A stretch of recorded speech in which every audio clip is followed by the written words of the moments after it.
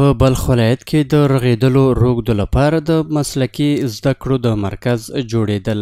د کار او ټولنیزو چارو وزارت معین وایي چې له دې اقدام څخه موخه د بیا ځلو نشو کولو څخه د یادو کسانو مخنیوی دی چې له دغو زده کړو وروسته به دوی وکولی شي د خپل ژوند لګښتونه په خپله پوره کړي. نوموړی زیاتوي چې دغه بهیر به نورو ولایتونو ته هم وغځېږي. امروز که ما آمدیم امی افتتاح شد زون شمال مزار شریف.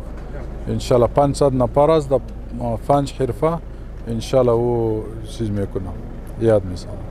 په همدې حال کې د بلخ مرستیال والی او یو شمېر نور ځایي مسؤلین اسلامي امارت د روږدو کسانو د درملنې لپاره ژمن بولي او زیاتوي چې په دغه نوي پرانیستل شوي مرکز کې به یادو کسانو ته د 6 میاشتو په موده کې د بوټانو جوړولو، بکس جوړولو، د برېښنایي سیسټمونو او د خیاطۍ په برخو کې مسلکي زده کړې ورکړل شي.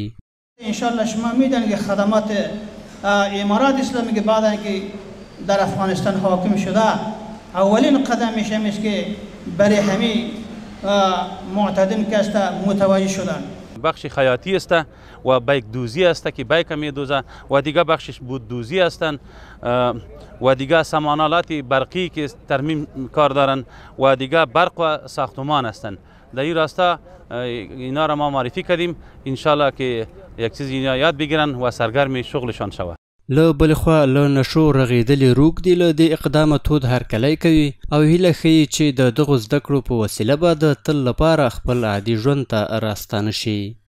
از این کمپی که ما را در اینجا آوردن خاطر تداوی خیلی خوشحال هستیم و خیلی مفیدمند هستیم که ما را زیر تحت پوشش تداوی قرار دادن. فعلا تحت تداوی در اینجا قرار گرفتیم. واقعا اظهار خوشی میکنم و همچنان تقاضایم از دیگه برادرهایم که فعلا در معرض این مواد مخدر قرار دارند خواهش ما است که بیاین خودشان به پای خود چه بهتر که تداویشان دوباره به زندگی عادیشان برگردن. د بلخ ولایت د امنیه قومندانۍ د نشهیي توکو پر ضد د مبارزې مدیریت د معلوماتو له مخې له 1402 هجري لمریز کال څخه تر اوسه پورې نږدې 4000 تنه په نشو روږدي کسان راټول شوي دي چې له دې ډلې د 3100 تنو درملنه شوې او د شاوخوا 1500 تنو لپاره د مسلکي زده کړو زمینه برابره شوې ده.